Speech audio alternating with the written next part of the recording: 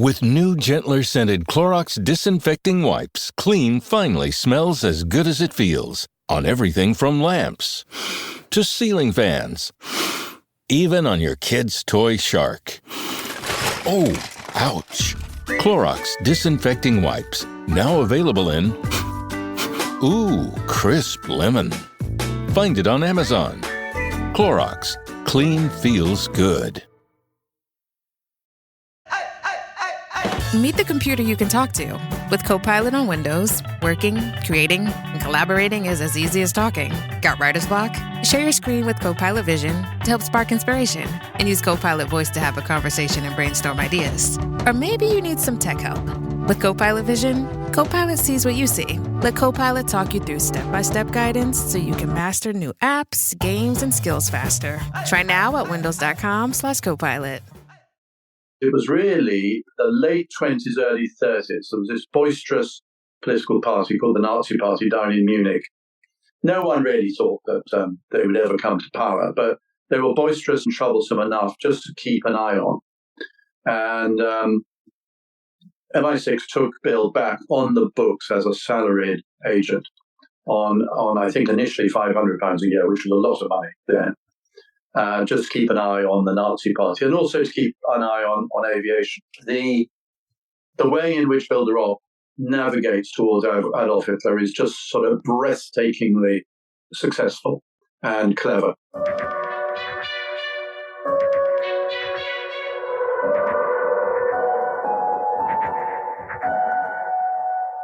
It's June 1934. Hitler has just launched a seismic purge of his own followers in the Night of the Long Knives. In London, the MI6 agent Baron Bill de Ropp prepares to return to Berlin, where he has successfully infiltrated the Nazi Party. But this time, he's taking suicide pills with him. Welcome to the Spymasters podcast, where we are joined by Tim Willasey-Wilsey to talk about his new book on the spy at Hitler's shoulder. It's called The Spy and the Devil. Tim served for 27 years as a British diplomat and is now a visiting professor at King's College London. I'm your host, Antonia Senior. I'm a writer and a journalist, and it's my mission to bring you all the best writers on intelligence, fact and fiction, historical and contemporary. We've got some fantastic guests coming up on the Spymasters podcast, so don't forget to follow us, review us, subscribe wherever you get your podcasts, so we can keep bringing you the best writers on spies. And now I'll hand you over to me, talking to Tim Willasey-Wilsey about The Spy and the Devil. Tim, thank you so much for coming on the Spymasters podcast. That's my pleasure. So we're here today to talk about your new book, The Spy and the Devil, which is an incredible story about a British spy who wormed his way effectively into the heart of the Nazi political machine. Before we get into the bones of the book, can you just fill us in a little bit about your background? Because, you know, you've done lots of things, and how that progression of your career to date has brought you to this particular story. This is the book that you wanted to write. Yes, well, starting earlier on, I was a historian at St Andrews University, took my degree in history, so I've always been fascinated by history. And after a period in industry, I then spent 27 years in the Foreign and Commonwealth Office.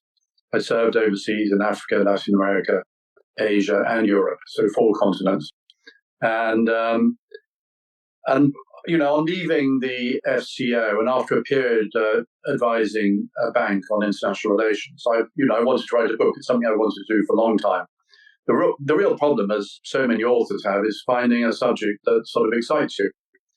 I found it actually in the pages of Professor Keith Jeffrey's Authorized History of MI6, which came out in 2010, in which he refers to this character, Baron William de Ropp, who he says was responsible for 70% of the intelligence on Nazi Germany.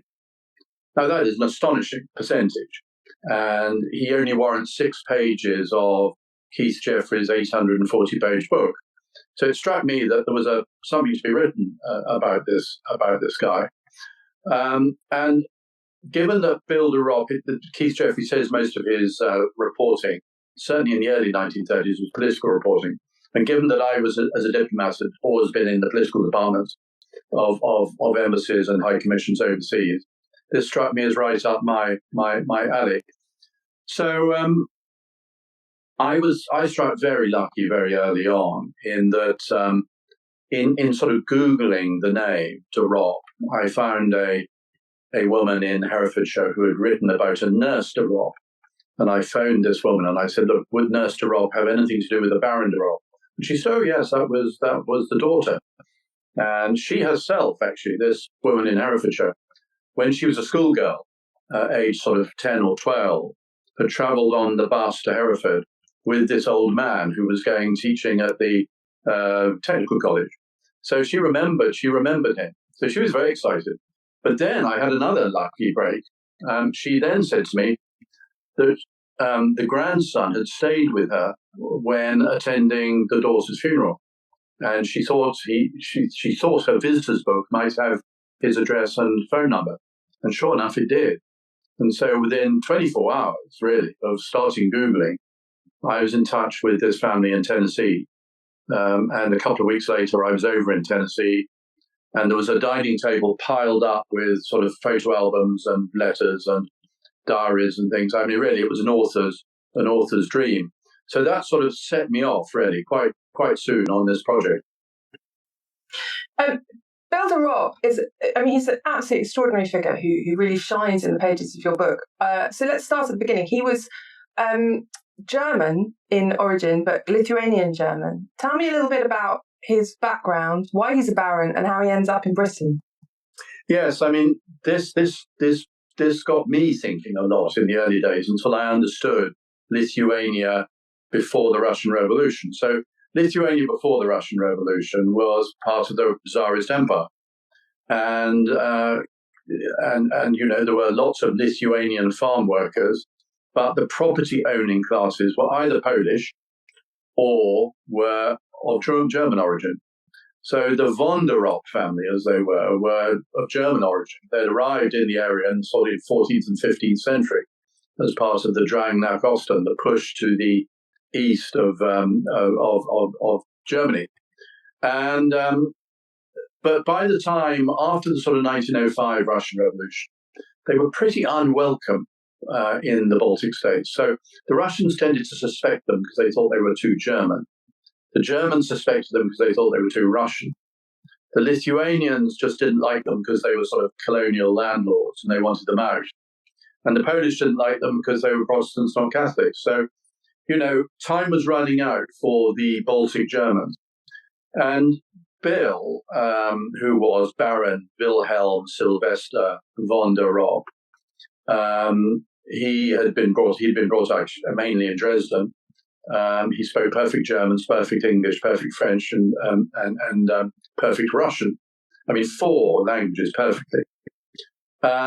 Anyway, when both his parents had died and his sisters were all married off to German aristocrats, he started traveling. He went to Birmingham University and then holidayed in France and met a British woman and went to Australia with her, married her, and came back to live in Wiltshire as a sort of English gentleman, although his passport was still Russian. He was bored out of his wits back in England because, his wife was now a baroness and she was opening tennis parties and village fetes and all of that sort of stuff, which he couldn't stand. And what came to his salvation was, it sounds odd to say, was the First World War. So he immediately tried to join up in August. Was told that he couldn't join the British Army as a Russian. He needed British nationality. With his society contacts, he quickly got British nationality within a month and joined the Wiltshire Regiment in Devizes. And from the Wiltshire Regiment, he then joined the Royal Flying Corps. So suddenly, this Baltic German was now an Englishman in the Royal Flying Corps. That's a pretty dramatic change. But he didn't have any loyalties to the German state then? I mean, because he does have a brother who hilariously at one point, British intelligence there were 2 brothers who they're involved with and they call one the good Baron and one the bad Baron. So there was an alternative version of his family story where he isn't an Englishman, he's something else. Where does that loyalty to Britain come from? Yes, I think so. So his brother, Friedrich, always regarded himself as German. went to live in Germany, married a German woman, had a German family, had a German estate, and became German, and actually became a sort of confidential agent for the German Foreign Ministry. So this is the interesting thing about these Baltic Germans. They were, in a sense, stateless. So where Bill ended up was in Britain. Now, if you fight in the First World War in the British Army, I mean, that is a pretty strong indication of where your loyalties lie. I mean, he was in the, he wasn't in the trenches, he was above the trenches in one of these balloons, directing artillery fire. It was an extremely dangerous job because the German Air Force initially tried to shoot down the balloons themselves and then discovered balloons are easily mended and easily replaced. What are not easily replaced are the officers in the basket beneath the balloon. So they went after the people in the basket. And so Bill de Ropp was in an extremely dangerous role. So no, he married a British woman. He served in the British forces in the most dangerous possible circumstances. And his loyalties were very firmly towards Britain. Now, you ask a very good question, because he was always, he was fluent in German. He could pass as a German in Germany. And like most Baltic Germans, his politics were right of centre. Never Nazi, incidentally. He was never National Socialist, but he was a supporter of the Weimar German centre-right parties. And they're the people who he politically supported when he was in Germany. But he always viewed himself. His son has written very movingly about it in his book, about how quintessentially British his father became. He says rather touchingly, even to the extent of the British of having the window open even on the coldest winter night.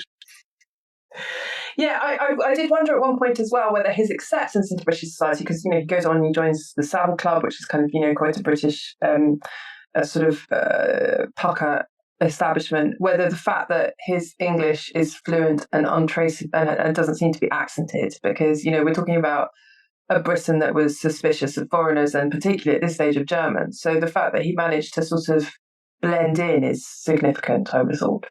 It is. I mean, he does two things, actually, because as you rightly say, there were all these novels coming out, like Erskine Childer's Riddle of the Sand, so, which were breeding distrust of Germans. So fairly soon after arriving in England and before the First World War, he changes his name from von de Ropp to de Ropp. Now, de Ropp sounds sort of reassuringly French rather than German. But as you rightly say, I find this as a diplomat who served for nearly 30 years. I've never come across I've come across people who are fluent in languages. I may have come across one or two people who can speak two languages to a native quality, but I've never come across anyone who can do that with four languages. So it was an astonishing ability he had, which he put to very good use for British intelligence. But no, the Savile Club was something that he loved. The Savile Club still exists. It's in Mayfair. It's largely for people with an artistic temperament, actually. Edward Elgar, the composer, Hubert Parry, these people were members of the Savile Club. Slightly unusual club from that point of view. But he adored being part of the English gentry. It was his linguistic brilliance that got him initially within the doors of British intelligence, wasn't it? So at the end of the war, he joins MI6. And it's a very... Can you just sort of briefly sketch out MI6 in that period? It's a kind of... Yeah, so MI6, whose proper name is the Secret Intelligence Service, or SIS, but I use the term MI6 because it's popularly used in UK. SIS was created in 1909 by a very charismatic admiral, Mansfield Cumming, and it had the most extraordinarily successful First World War.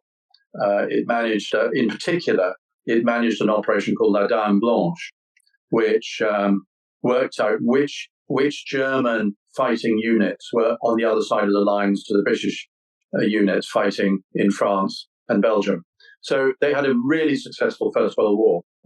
But in 1919, after the end of the war, all the successful officers, moved off to other stuff. They had jobs in the city where they could earn more money.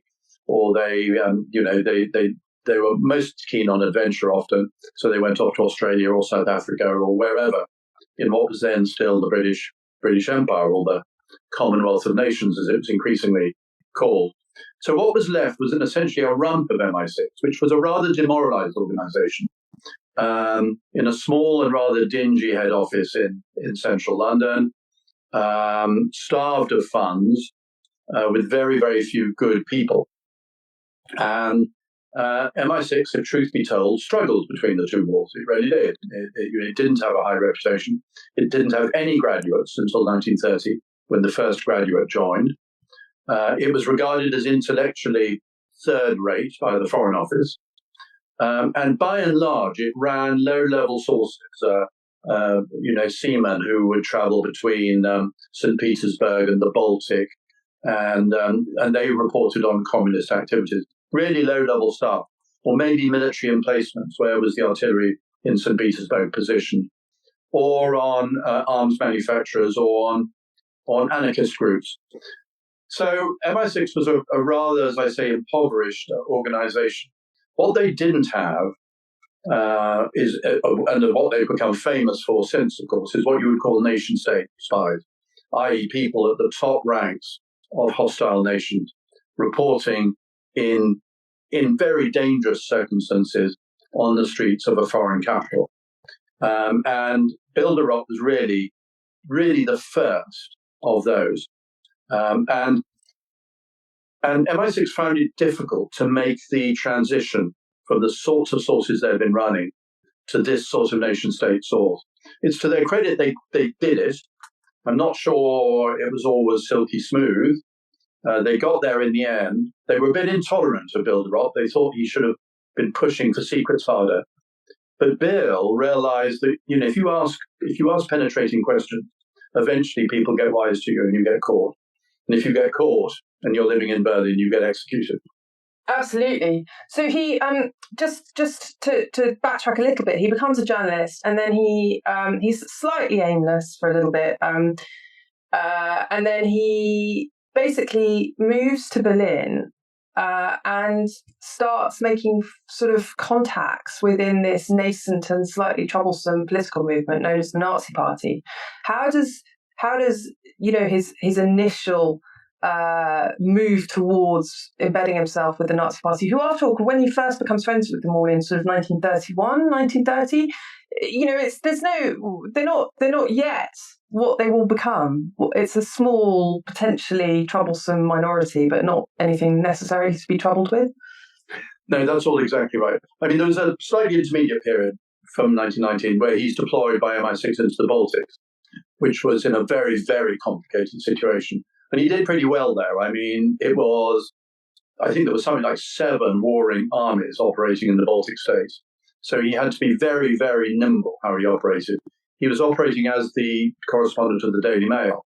And he did pretty well. And then after that, he played, and this is in a way one of the biggest revelations of the book, he played a role in the Zinoviev letter scandal, which was the big scandal in 1924, which is credited of bringing down the Labour government. It's actually rather a tawdry scandal, but it's very, very complicated and would need at least 3 separate podcasts if we were to get to the bottom of it. But you're absolutely right. So he, after sort of 6 months in East Africa, cooling off, and because, it was reckoned that he was pretty much burned by all these activities, he decides to move to Berlin as a correspondent of the Times, and later as a representative of the Bristol Aeroplane Company. And he lives in Berlin on his own wits. He's not paid very much by MI6. He's paid the occasional £50. His primary role seems to have been monitoring the re-emergence of the German Air Force, the Luftwaffe, which was actually banned under the Versailles Treaty. But he began to notice that there were early signs of the Luftwaffe beginning to build back. London wasn't interested. Whitehall wasn't interested in this. No one wanted trouble with Germany in the 1920s at all. As you're absolutely right, it was really the late 20s, early 30s. There was this boisterous political party called the Nazi Party down in Munich. No one really thought that they would ever come to power, but they were boisterous and troublesome enough just to keep an eye on. MI6 took Bill back on the books as a salaried agent on I think, initially £500 a year, which was a lot of money then, just to keep an eye on the Nazi Party and also to keep an eye on aviation. And the way in which Bill de Ropp navigates towards Adolf Hitler is just sort of breathtakingly successful and clever. He does it without ever asking a direct question, without ever asking, so he goes through 5 stages, 5 people who introduce him to their bosses. And at no stage does he say, can I meet your boss? At each stage, it's the person who says, oh, well, why don't you meet my boss? And eventually, he meets Alfred Rosenberg, who is the chief Nazi ideologist.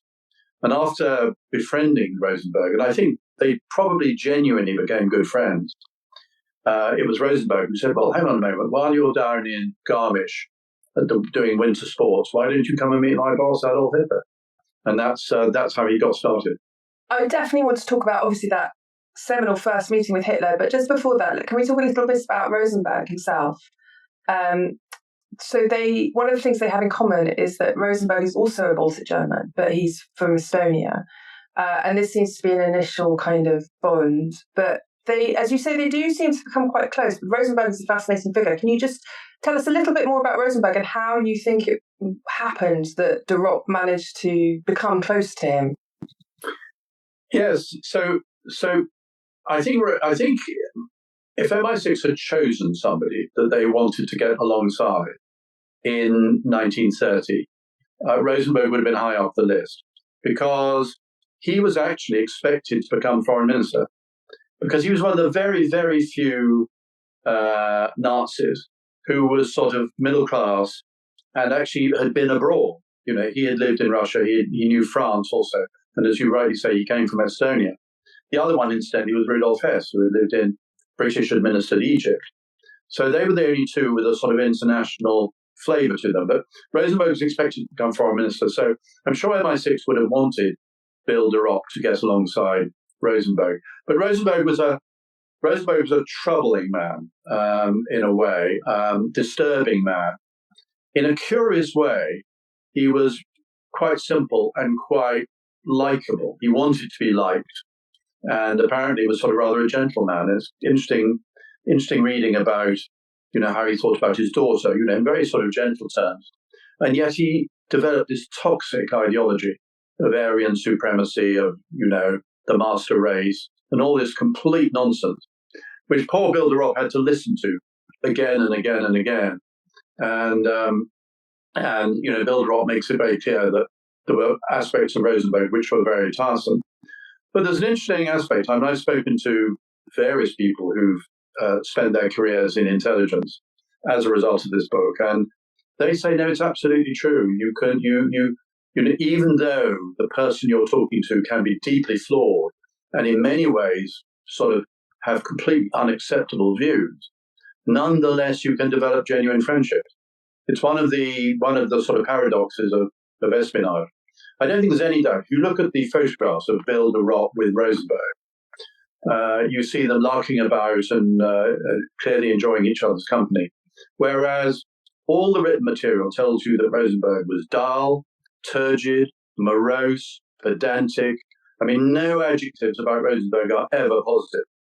And yet Bill de Ropp sort of found something in him. Now, the one downside about Rosenberg was that he never did become foreign minister because he messed up a visit to London very badly, and he never, yes, he was in the inner circle of Hitler. He was in Hitler's inner circle of 12, but he wasn't in his inner circle of 5 or 6. So, yes, it would have been much better to have had Goebbels or Himmler or Bormann or Goering. But, let's face it, if we were offered someone in the inner 12 of Xi Jinping, you'd grab them, wouldn't you? Absolutely, 100%. There was a lovely detail in the book where you say, that even the kind of other Nazis got a bit bored listening to Rosenberg drone on about his horrible toxic philosophies, and the fact that de Ropp was willing to listen to them was obviously part of his game plan and part of what got them so friendly. And then Rosenberg offers, as you said, to take him to meet Hitler. Tell us a little bit about that first meeting with Hitler. It's a brilliant set piece in your book. I loved it. But if you could just tell us a little bit about it. I mean, it's one of those things where, almost everything went wrong with the meeting. One can imagine de Ropp must have been extremely nervous. He was pinning a lot on this. If it went badly, he could not only, it's possible he would even lose his relationship with Rosenberg. So he had to be careful. And I think one of the big mistakes he made in the meeting was he chain smoked throughout, and unaware that Hitler absolutely detested smoke. And the other big mistake he made was in defending the Jews. He said, well, actually, we had a lot of Jews in the British Army who were very valiant and fought very well for us. And he said it's sort of wrong to stigmatize one community. And that just set off Adolf Hitler on one of his famous rants. And poor old Rosenberg so Hitler storms out of the room after what's been a disastrous meeting. And Rosenberg says to Bill de Ropp, well, dear Baron, he says, Hitler hates the Jews and he hates smoking. Basically, you scored an 0 out of 10 for the meeting. And Bill de Ropp travels back to Garmisch, where he's with his wife on a winter sports holiday, and thinks that's all over. But amazingly, 2 days later, Rosenberg gets in touch and says, Adolf Hitler wants to see you again. And this time he gets it right. He doesn't smoke. And he changes his view. Instead of contradicting Hitler, he decides the better thing to do is sort of go along with him, not as a Nazi, not uncritically, but not to directly contradict him. And that pays dividends. One thing I found really fascinating is that you say, so a little bit later on in 37, he's talking about his views of the Nazi Party, I think to his son. And he said that in the beginning, I'm just quoting you back, in the beginning, Hitler had a program that made sense. Hold Europe against the grey mass of the Slavs, push them back. And he was in favour of what he called a Pax Germanica. He goes on in that conversation to say, but there was this awful evil darkness at the root of Hitler's soul, and he surrounded himself by morons and lunatics. But there was definitely something in that sort of anti-Soviet Germanic drive that spoke to de Ropp, wasn't there? Absolutely. So, you can't take the German out of de Ropp, really, or the Lithuanian out of de Ropp. So what he would ideally have liked was for the Germans, Rosenberg's plan also was essentially that Germany would take what is now Ukraine. I mean, this is incidentally very, very interesting in terms of current events, because, of course, Ukraine not only had enormous agricultural riches, it had minerals. There's just been a minerals deal signed yesterday, of course, and it also had the oil, which is now in Azerbaijan. So it was incredibly wealthy. And incidentally, as a result of the terrible famine in the 1930s, the so-called Holodomor, most Ukrainians were anti-Russian. So the idea, Bill de Ropp's idea and Rosenberg shared was, Germany controls Ukraine and the Baltic states and has good relations with sort of Poland and so forth. And that is what, could be delivered as a sort of good outcome if you're Bill de Ropp and deeply anti-Soviet, which he was, deeply anti-communist. So what went horribly wrong was he didn't see why Hitler needed to take on Britain and France and be hostile towards the West. He didn't see that was necessary at all.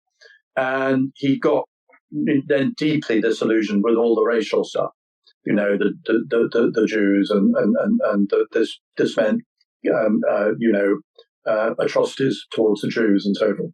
So yeah, absolutely right. So he sort of had this idea that the original plan of sort of 1931, 32, 33, which he was reporting back to London, wasn't too bad, but that the whole Nazi plan had been led astray by the likes of Goebbels, Ribbentrop, Himmler, that these people had sort of poisoned Hitler's mind.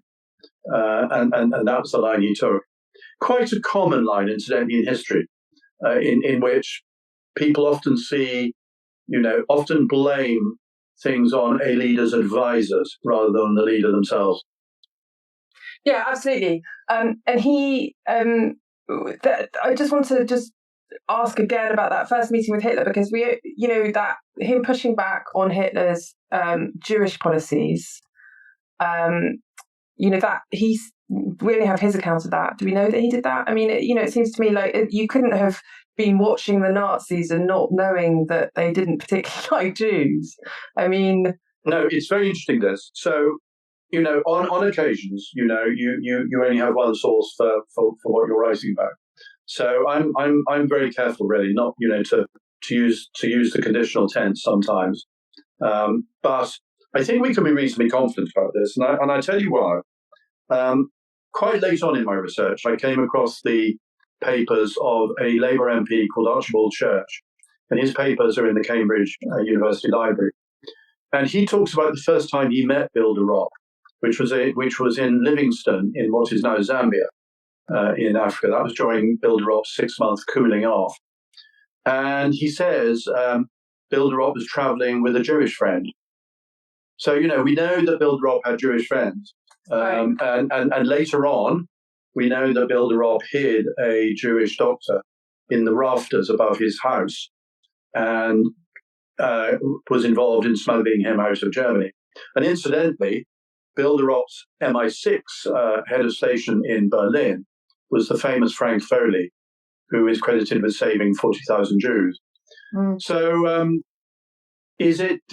did Bill de Ropp defend the Jews in front of Hitler and cause it to go badly? I don't really see why he would have made that up about a meeting that had gone so badly. But even if he did, it's very, very clear by the mid-30s that he's deeply opposed to Hitler's Jewish policies. And incidentally, interestingly, Bill and his wife Jimmy live on the Kurfürstendamm. And the Kurfürstendamm is one of the, most social areas with all the restaurants and cafes and so forth. It's also it's also a Jewish area. And very, very early on in the Nazi time, there are atrocities carried out against Jewish firms and so forth, and jewelers' shops and so forth in Kurfürstendamm. So Bill saw this stuff pretty much firsthand. The general point you make is a very good one. In writing this book, I've come across so many anti-Semitic views, particularly actually from very senior British diplomats, including from the famous Van Sittart himself, who was head of the Foreign Office. So you come across this. I think it was a sort of careless sort of social anti-Semitism. It wasn't the sort of anti-Semitism that said, kick them out of the country. It's just that they didn't particularly like them in their regiment or in their club or whatever. Although interestingly, the Savile Club admitted Jews throughout and actually had a debate about whether it was an issue and voted overwhelmingly to accept Jews into the club. The Who's down in Who Newville were making their list, but some didn't know Walmart has the best brands for their gifts. What about toys? Do they have brands kids have been wanting all year? Yep, Barbie, Tony's, and Lego. Gifts that will make them all cheer. Do you mean they have all the brands I adore? They have Nintendo, Nespresso, Apple, and more. What about... So the Who answered questions from friends till they were blue. Each one listened and shouted, from Walmart? Who knew? Shop gifts from top brands for everyone on your list in the Walmart app. Oh, Hilton stay, your beds are soft and cozy. No lumpy couch, no stiff futon, no shower line at crack of dawn. Oh, Hilton stay. When you want holiday comfort you can count on, it matters where you stay. Enjoy comfortable rooms and friendly service when you stay with Hilton instead. Save up to 25% this season when you book with Hilton. Hilton for the stay. Terms apply. That sort of low-level British anti-Semitism, and that feeds into another question I wanted to ask you about, which is you make this wonderful point that some of the earlier stuff he was getting out of the Nazis, he probably didn't even make it as very far up the food chain back to Whitehall, because it all sounded so outlandish. You know, we're going to exterminate all the Jews, we're going to dismember all of Russia. It was such nonsense that it sort of didn't even make it through the system. Absolutely right. So one of the heroes of the book is a man called Malcolm Wilkham, who is the head of the political section in MI6. He's actually on secondment from the Foreign Office. Very long-term secondment, by the way. Lasted about 30 years from the Foreign Office. And Wilkham has a very good feel for what the Whitehall customer wants to read. And so a minor party leader in Germany in 1931 ranting about the Jews, I think, highly unlikely he would have reported that into Whitehall. And that's true until I think you get to the mid-1930s, when the penny begins to drop with some people in Whitehall, particularly Van Sitter, to his credit, by the way, who begins to see Germany as a real threat to Britain. And the British ruling class, those quick on the uptake begin to realize about 1934 that Hitler's going to be a real problem. Those who are slower, like Neville Chamberlain, had to wait until September 1938 before they realized. So there's this sort of sliding scale, if you like, about the seriousness with which the German threat is taken. So you're absolutely right. I think in the early days, and one of the problems I came across is that we reckon that Bill de Ropp probably filed something like 400 what are called CX reports, intelligence reports, to London. I've only been able to find about 24 of them, about 24 of them, because the rule was, in those days, that a MI6 report delivered to the Foreign Office then had to be returned to MI6 for destruction. You weren't allowed to keep them in ministry files. So the only ones that have survived are the ones that were important enough for those ministries to break the rules. So the Foreign Office have broken the rules by keeping a few of these reports on their files. The War Office kept a few on their files. The Cabinet Office kept a few on their files. And we're lucky also that we've got some that have survived in MI5 files. So Bill de Ropp's reports are hard to find, but my goodness, it's good news when you stumble across one. But there's one in particular that we need to talk about in a minute. But I wanted to ask them, because the other piece of that puzzle about the Foreign Office views towards Germany in the 30s is, of course, a lot of people in the Foreign Office and the wider British establishment view with some, justification, the Soviet Union as the main potential threat, and potentially Hitler as a bulwark against that rather than as a threat. So how much, given that, as you say, his de Ropp's intelligence is like 70% of everything coming out of Hitler's Germany, how much does his reporting feed into the growing realization in the Foreign Office that they might have the wrong enemy? Yeah, I'm not entirely sure that Bill de Ropp ever thought it was the wrong enemy, certainly.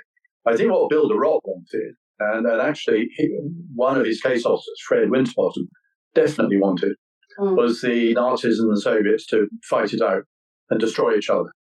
It's a bit like the Iran-Iraq war of the sort of 1980s. Just let them get on and destroy each other, and let's stay out of it. Now, whether that would have been a good policy or not, I don't know. But it probably wouldn't have worked. But so he was always anti-Soviet. And I think probably if you asked Bill de Ropp, he was always primarily anti-Soviet. But what he was doing, particularly from 1934 onwards, was warning of the dangers of the Nazis.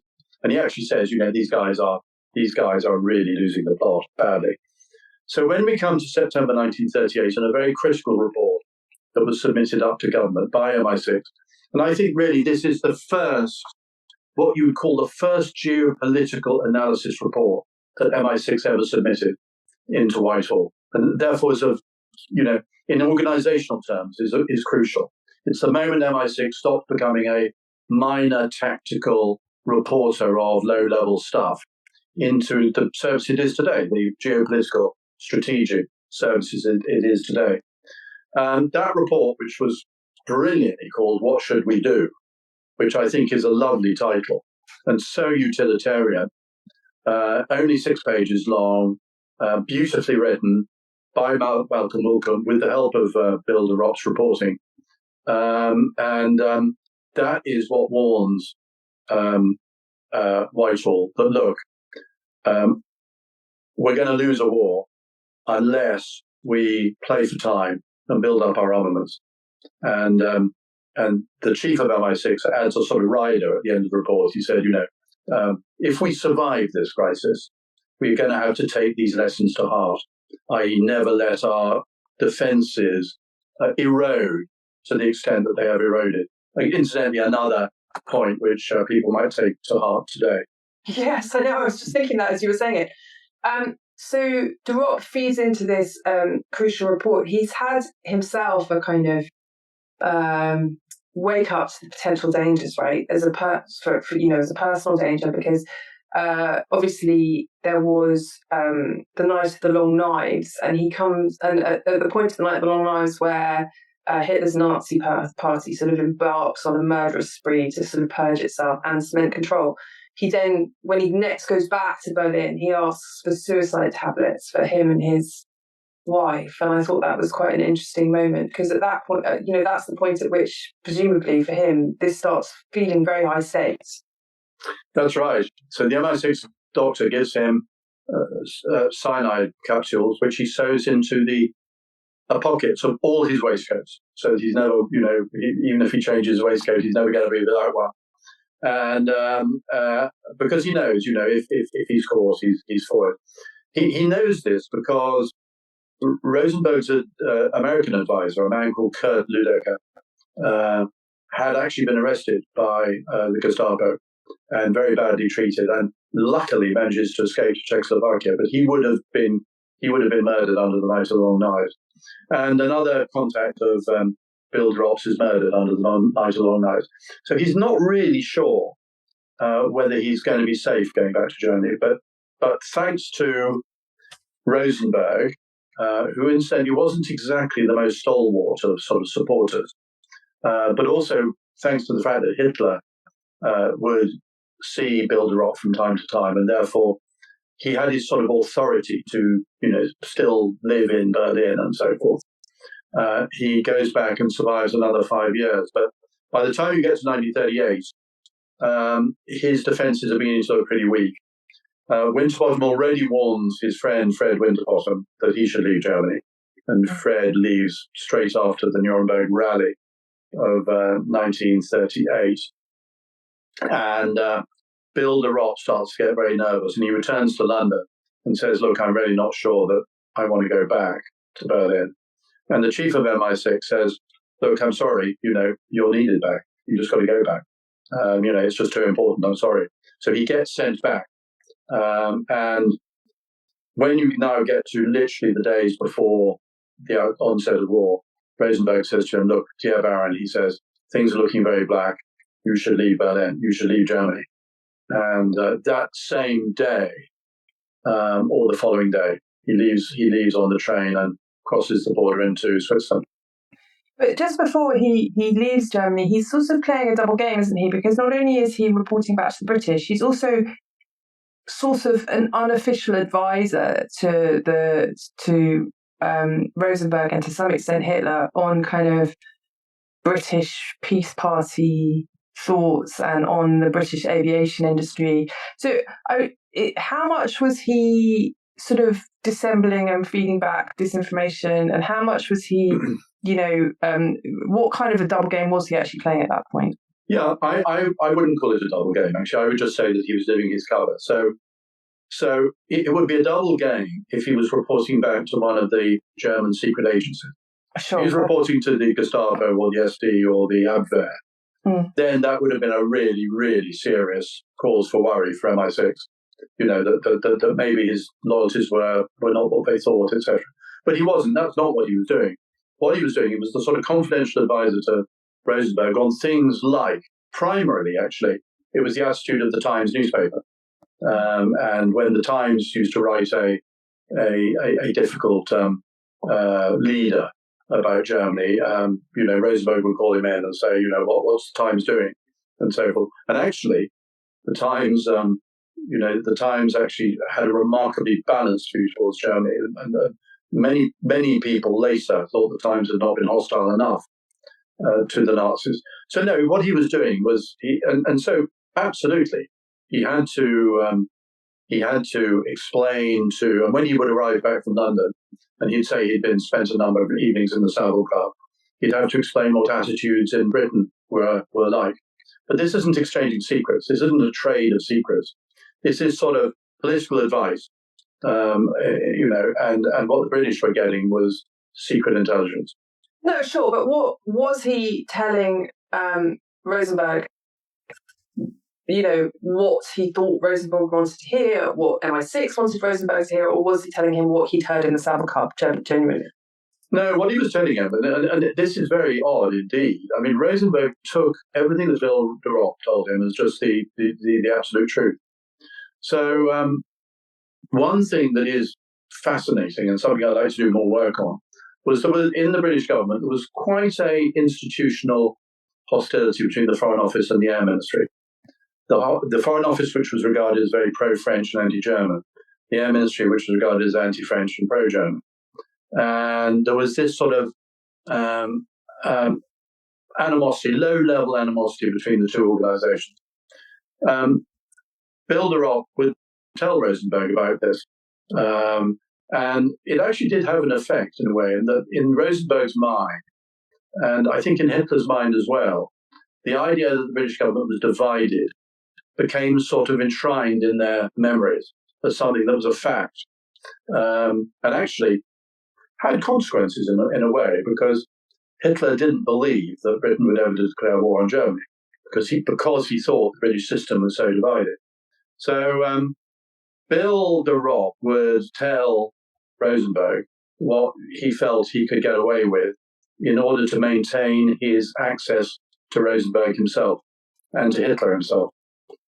So you say in the book that right up to the eve of the war, de Ropp was basically telling Rosenberg that people in the Air Ministry were saying it would be absolutely insane for Britain and Germany to engage in a kind of existential conflict over Poland. Yeah. He really did not want Britain and Germany to go to war. And this is where I think we see the fragility of MI6's agent running capabilities at the time. Running a low-level communist is totally different to running somebody who's in touch with the leader of a hostile country. Now, obviously, Bill de Ropp could not spouse British government policy to Rosenberg and Hitler. After all, he was meant to be sympathetic to the Nazis. So he couldn't do that. So what MI6 needed to give Bill de Ropp was very clear guidance on what he should be saying. Now, that's easier said than done. It's not easy to manufacture that sort of guidance, especially when the British government, quite honestly, didn't really have a clue what it wanted. There was not a very coherent plan. And in fact, right up till the onset of war, there were people in the British government, for example, R.A. Butler, who was a junior Foreign Office minister, who were saying that Chamberlain's guarantee to Poland was crazy. So you had this very fluid situation in which all sorts of ideas were out there. And you can quite understand Hitler and Rosenberg wondering which particular strand was the official British government policy. I mean, there's another side to all of this, which you won't probably want to get into, which was the Van Sittart had his own series of informants who were also talking to the Nazis, to Goering in particular, with various ideas of how Britain and Germany could avoid going to war. So it was a very confused period. And MI6, I think, rather lost the plot in giving Bill de Ropp the sort of advice he needed on how to play what was an extremely difficult and incidentally dangerous hand. Absolutely. But then, in the manner of sort of totalitarian dictators, Hitler probably heard what he wanted to hear anyway. So maybe whatever de Ropp was going to offer up was irrelevant in how things played. Yeah, except that, Hitler always had this belief, that Britain was a natural ally, that Britain was a sort of Germanic state and a natural ally. And although Bill de Ropp records that from about 1937, Hitler started to lose faith in Britain, particularly, curious enough, after the abdication of King Edward VIII. Nonetheless, even after the declaration of war, and if you remember at the time when Britain was escaping from Dunkirk, Hitler had this notion that somehow he shouldn't be fighting Britain.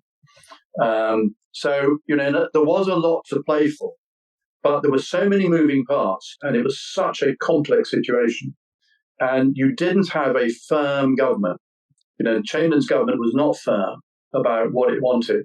And of course, eventually you get Churchill, who had very, very clear ideas of how he wanted to play it. But until Churchill comes along, it's all sort of like jelly, really.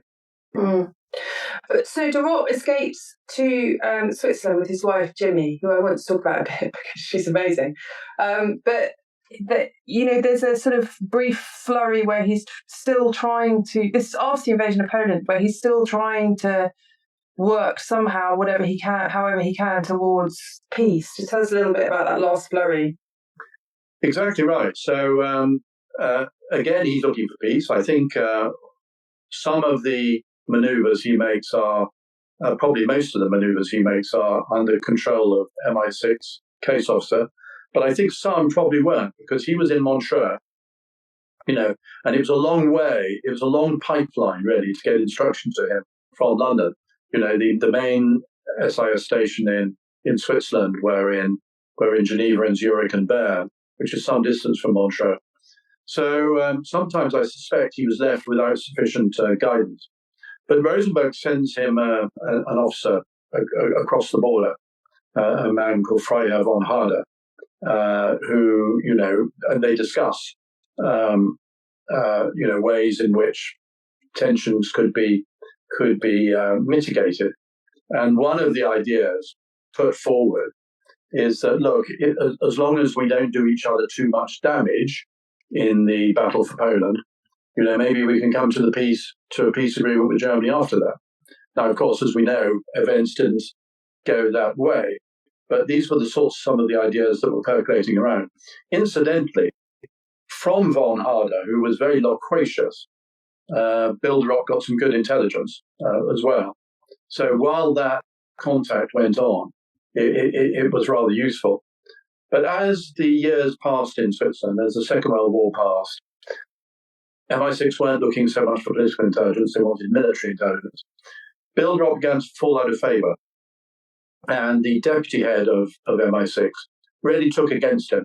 And, he regards him as something that was a bête noire, partly because Bill de Ropp had been recruited by Mingus, who was the third chief of MI6, whose deputy really didn't like, had a rather antagonistic relationship with him. So poor old Bill de Ropp's star begins to dwindle. And by 1945, and the end of the war, it all comes to an end. He's given a final payoff. And then that's the end of his spying career. So he's married to Jimmy, who's his second wife. His first wife tragically dies of the Spanish flu. Jimmy is a sort of small and very beautiful and very feisty English woman. I think she's marvellous. Just tell us a little bit about Jimmy. She's involved and she knows all about his double life, right? She does. She loves the idea of being a baroness, far more than he loves the idea of being a baron. She loves the idea of espionage. She was a great help to Bill in Berlin because, she was very feisty. And as he got more nervous and worried about his security, she would say, don't worry, it's going to be fine. And, keep going. And so she was a really important part of the relationship. At one stage, it does look a bit flaky in that she starts sleeping with some of his contacts, in particular one contact, an Italian aristocrat. And I think that makes things really quite complicated. She also has she also has heart trouble at the same time and has to be treated by a doctor. And she also has an affair with Marshal Graziani, one of the major Italian generals. Now, according to Fred Winterbottom, this relationship used some excellent intelligence. But sadly, none of that intelligence has survived, so we don't really know what became of it. So, no, she was an amazing figure. Later on, unfortunately, far from being a great support, I think she becomes a nuisance. And as Bill de Ropp gets sort of older and probably more set in his ways, she's younger and still wants adventure. And so he goes back to Herefordshire, where he lives with his daughter after the war. And she goes off on increasingly wild foreign escapades, looking up old friends and so forth. So it's a rather sad end for Jimmy. But Jimmy's from a family, the Woodman family of Herne Hill in London, who were actually very avant-garde, really. Her sister was one of the first chief executives of any major British company. So they were real, in terms of sort of, I suppose we'd now say feminism, they were real trailblazers. Mm. There's a bizarre incident after the war where they're living in Switzerland and he's eking out a living as a translator and language instructor. She rephrases as a milkmaid.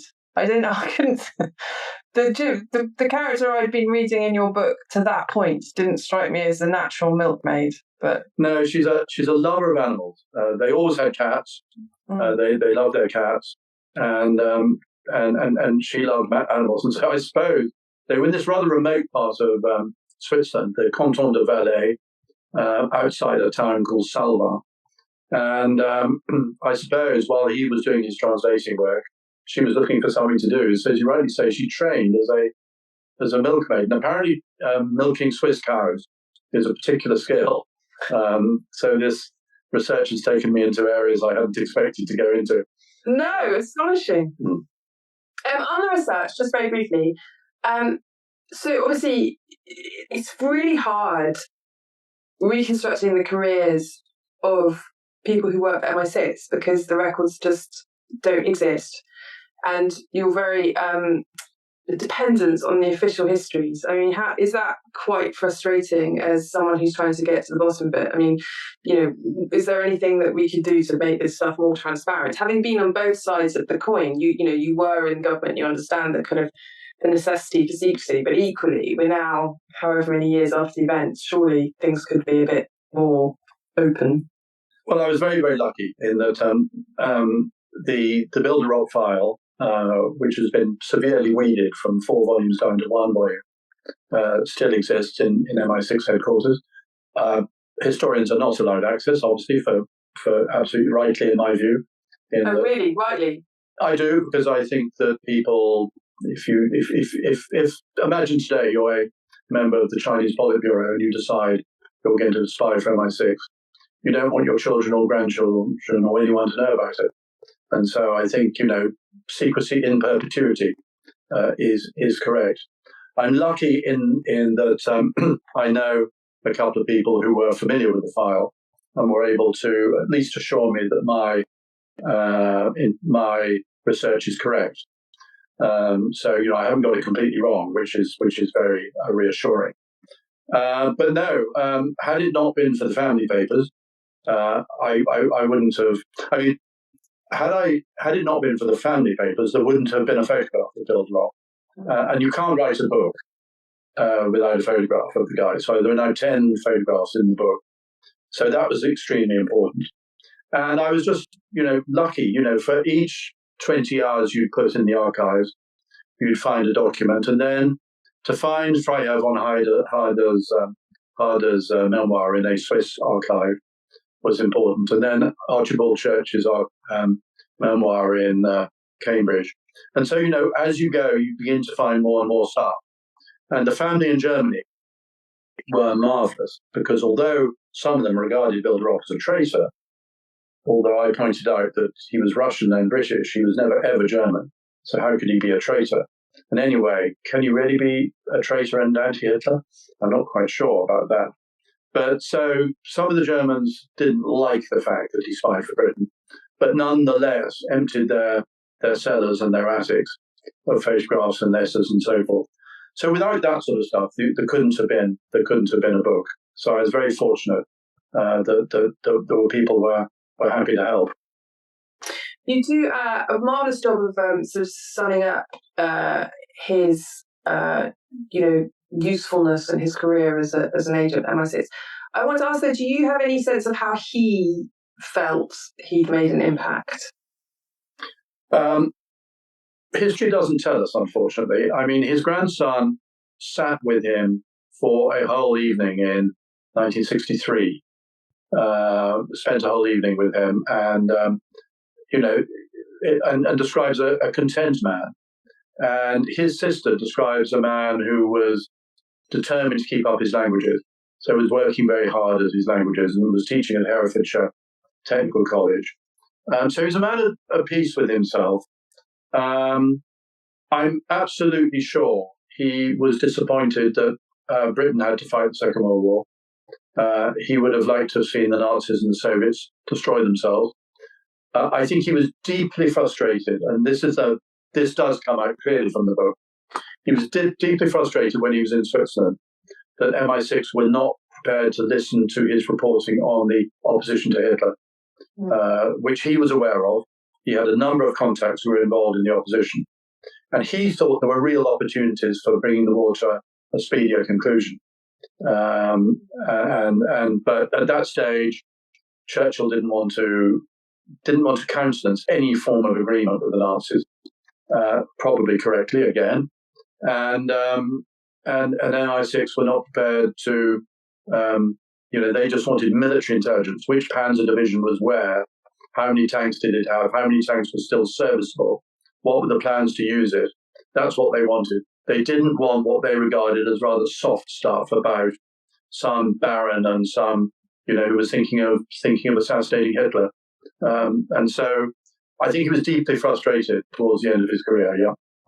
And did he have any, I know that the question of his national identity is a slightly tricky one, but did he have any recorded issues about the fact that the Baltic states ended up Soviet after all? Oh, horrified, absolutely horrified how it turned out.